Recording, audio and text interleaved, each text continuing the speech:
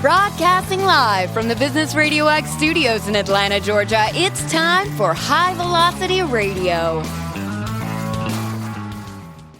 Welcome to the High Velocity Radio Show, where we celebrate top performers producing better results in less time. Stone Payton here with you this afternoon. Please join me in welcoming to the broadcast speaker, author, purpose and prosperity expert, Miss Jenna Griffith. How are you? I am great. Better than I deserve, for sure. Well, it is a delight to have you on the show. I got a ton of questions. I'm sure we won't get to them all, but I'm thinking a good place maybe to start would be if you could articulate for me and our listeners, mission, purpose. What are you and your team really out there trying to do for folks? Our main focus is on military and first responder wives. So I was a military wife for 10 years. I'm a current first responder wife. And a lot of us really struggle with finding our place in this world, finding our purpose outside of that sort of community. And we are creating a community, a space for them to come, to learn, to grow, and to just support each other, whether it's entrepreneurship or just having a place to hang out with other women that are like-minded. It's really open to whatever they're needing that for. So I got to believe this must be incredibly rewarding work. Now that you've been at it a little while, what are you enjoying the most? What's the most rewarding for you?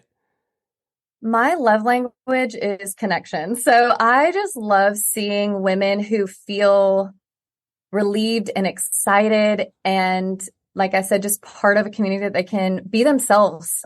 You know, there were so many times in my past and in my experience where I really struggled to communicate what I was feeling emotionally because there's this unspoken mindset around things could always be worse.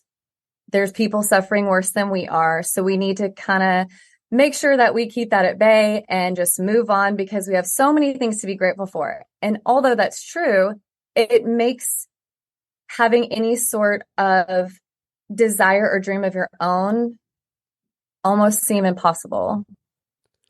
So speaking of on your own, it seems to me like quite a leap from jumping into this business. Tell us a little bit about the origin story. What compelled you to take that leap and maybe some of what you feel like you learned in the early days? Yeah. So I was, like I said, an Army wife for 10 years. Unfortunately, that ended in divorce. And I got remarried 4 years later to a home builder, aka a normal guy who had a 9-to-5 and gave me that structure that I wanted and had always dreamed of. And he's actually a 22-year Air Force veteran. So obviously I have a type. It is what it is. But he was retired. So I was excited to have that stability and consistency. And he actually got approached by an organization called Aerial Recovery. And it is a nonprofit disaster response group that also combats human trafficking. And because of his experience and all of his training, they knew he would be the perfect guy to really get it off the ground and grow it to a place where they could impact the most people. And when he told me about that, I very quickly said, absolutely not. I do not want to live that lifestyle again.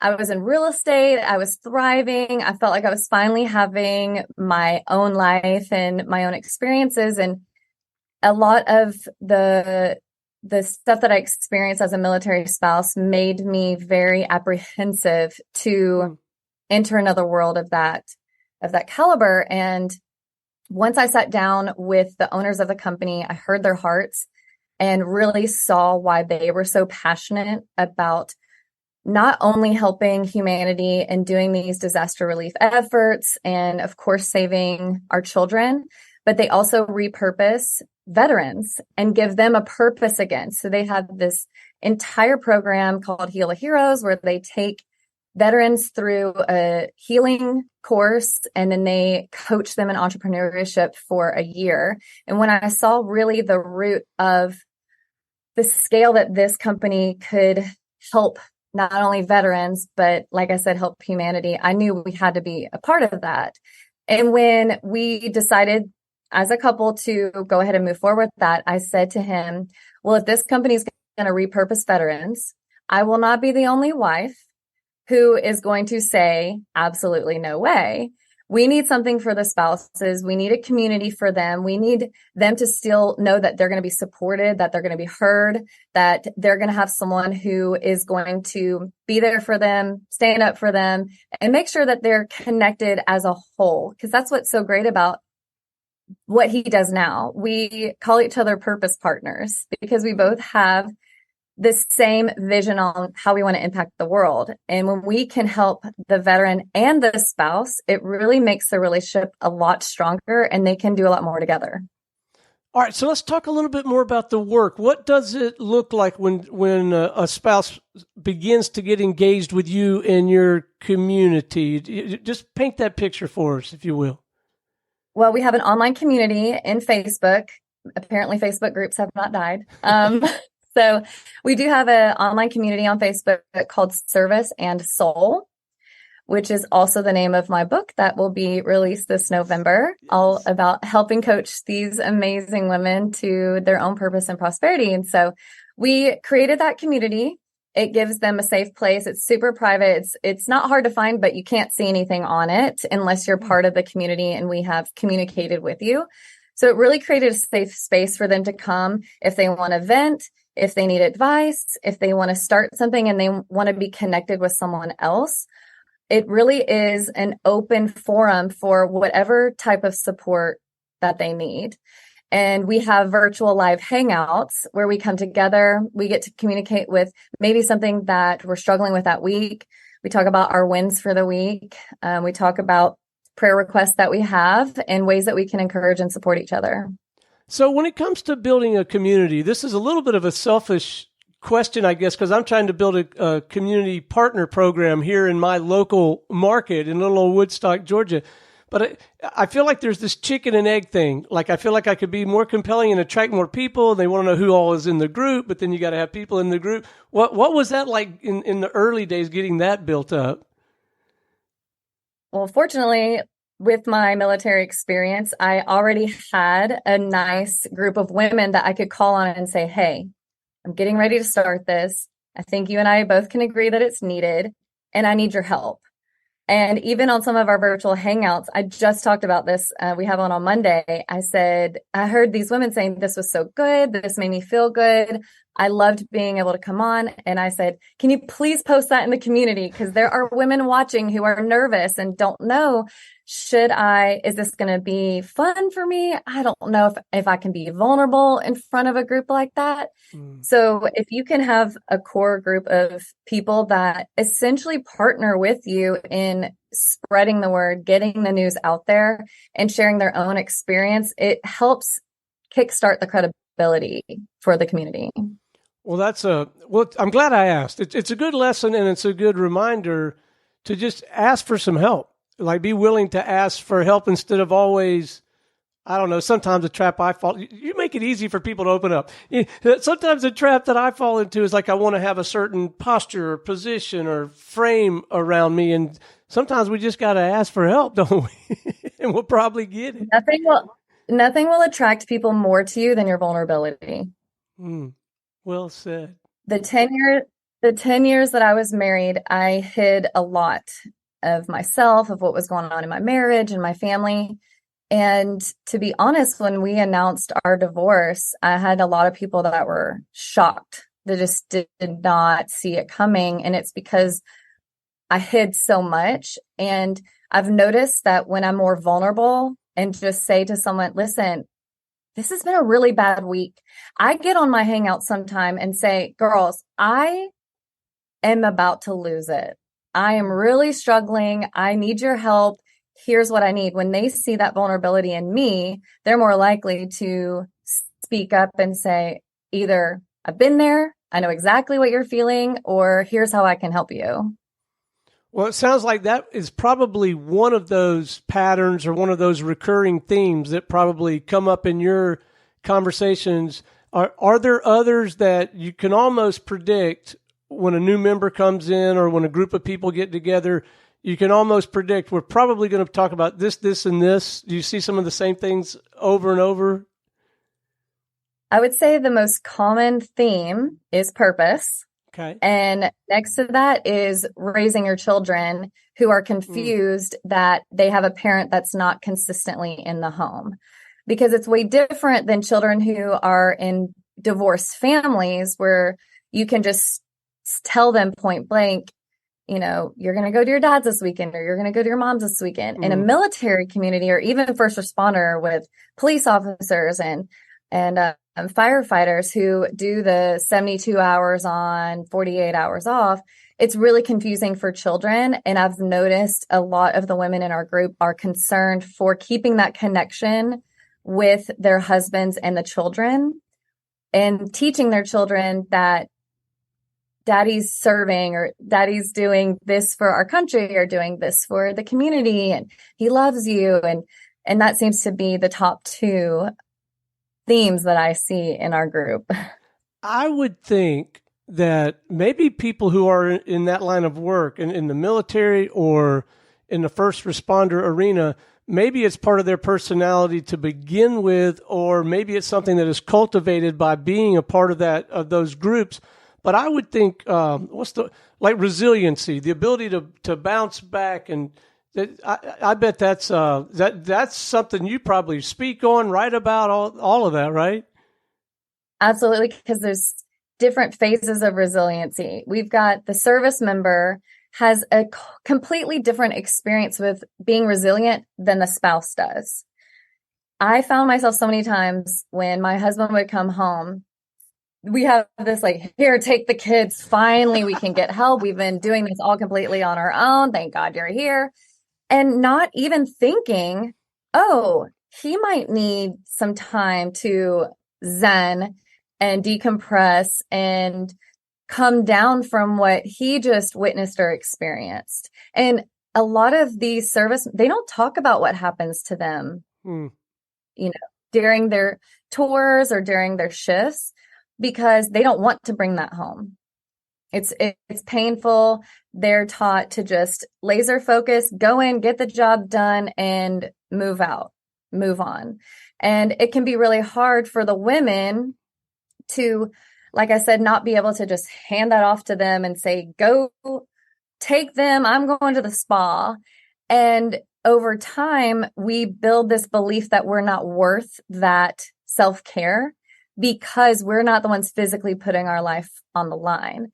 And it can be a really sore subject for a lot of people, especially the wives, because there's a guilt around needing to speak up, needing to ask for help, or just feel okay having a bad day and venting about it and not being judged for it.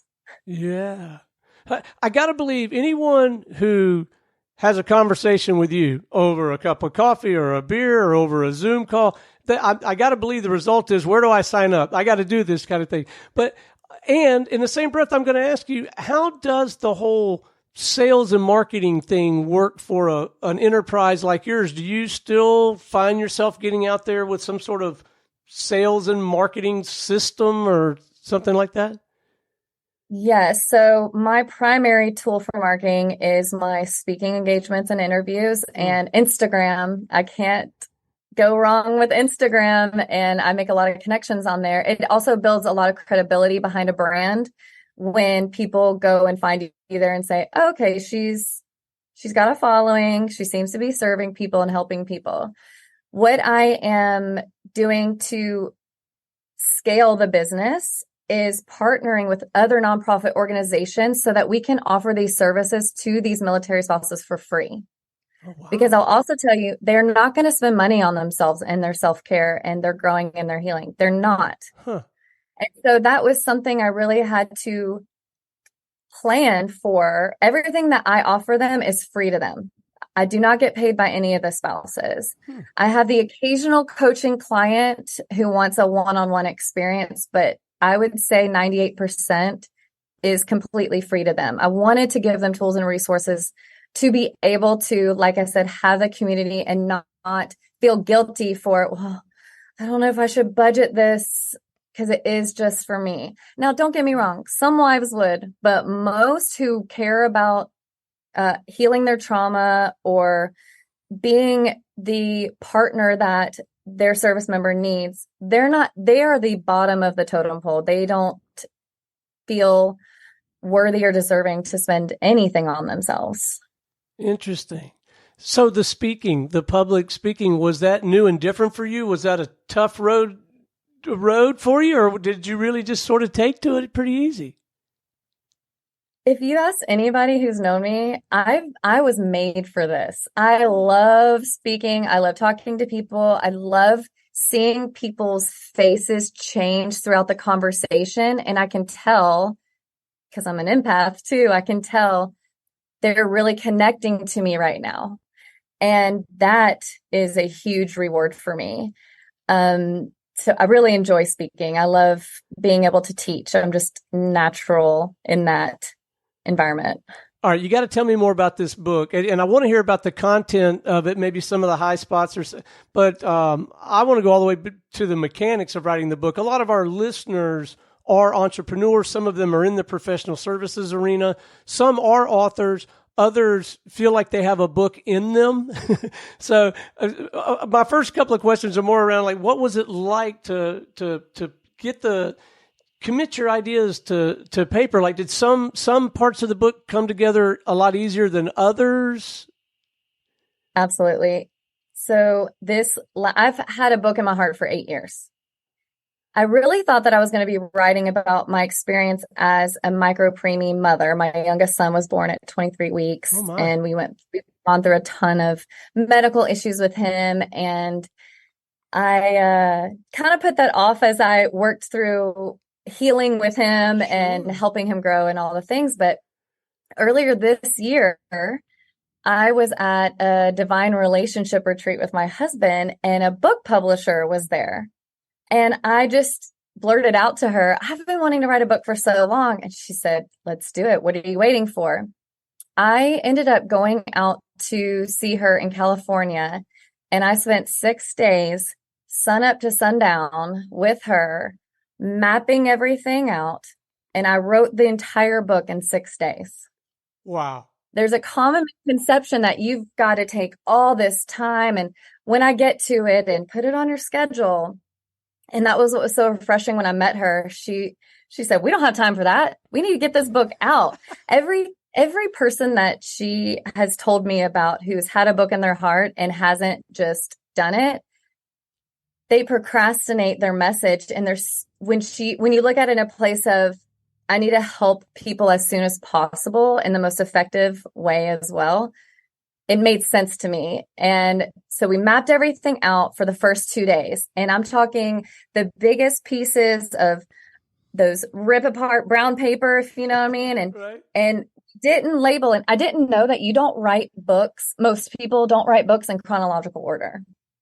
That's what trips people up as well. You think you have to start from point A and go to Z, but it's kind of like the entrepreneurial experience where you highs, low, low, high, and it takes the shape of that as well.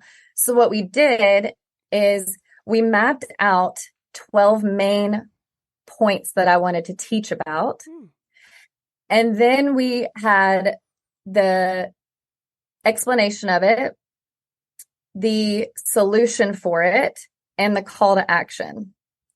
And I don't mean extra read all about it, call to action. More so, how can you take this book, this chapter, and grow from that outside of it?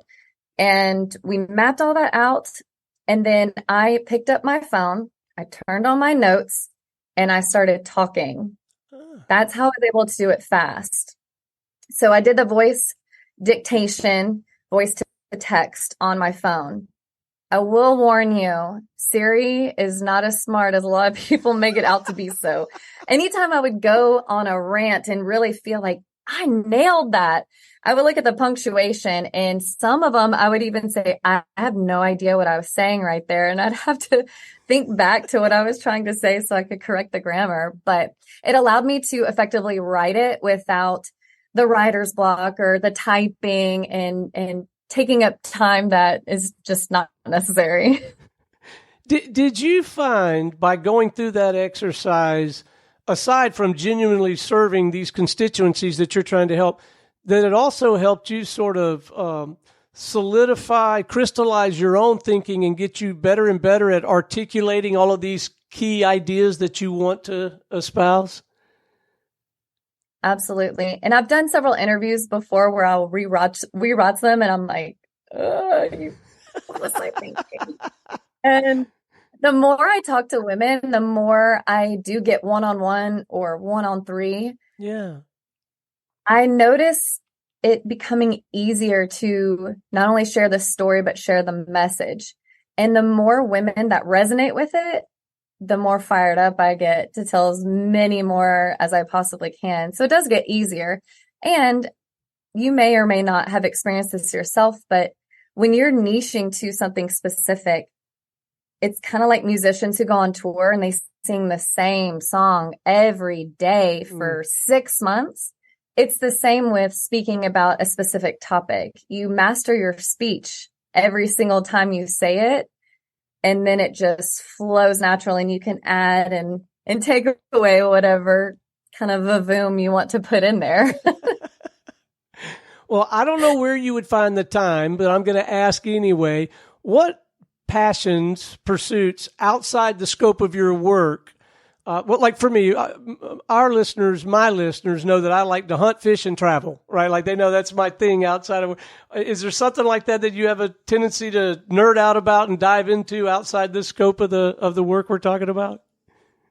Yes, I absolutely love traveling. I spend my money on travel, not on things. And I also say that music is my love language. I play guitar, I sing, and I'm teaching my kid how to play guitar. And it's nice to just sit on the porch and strum it and be away from the world. So, but it's probably true of anyone, but certainly I would say for people in an entrepreneurial arena, I think we need that white space, right? To kind of escape a little bit and then come back refreshed. It's important, isn't it?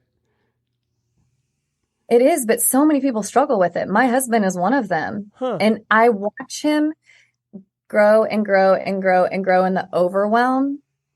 And I'm like, babe, you've got to do something. And his is football. He's a huge football fanatic. And even last year I said, you haven't been watching football as much. That tells me something is going on.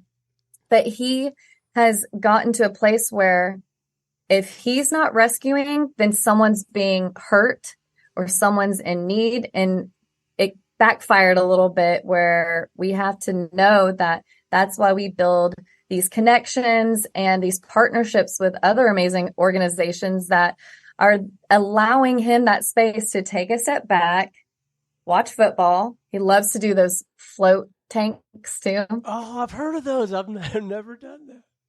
You have to try.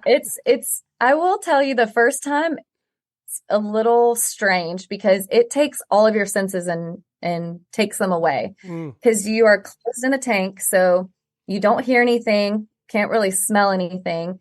And once you're still enough to feel the weightlessness of it, you can't feel anything either. Wow. It's incredible. All right. I think I'll give that a shot. Okay. Before we wrap, I would love to leave our listeners, if we could, maybe a couple of, I call them pro tips from the book, from your work, just a couple of actionable items, something that they could, and we could begin to work on our own. The number one pro tip, gang, is reach out to Jenna and her team, have a conversation, look into this community. But short of that or previous to that, maybe there's something we could be doing or not doing or thinking about or reading to try to get us on this path to purpose and prosperity. Well, there is something that I teach, and it is not something that I came up with on my own. I'll be very honest with, but a mentor of mine taught it to me, and her mentor taught it to her. And I teach about this on my free website. Called jennasfreegifts.com. And I have free resources on there for anybody to come and start that journey like you're talking about. And the number one most impactful exercise is writing out your eulogy.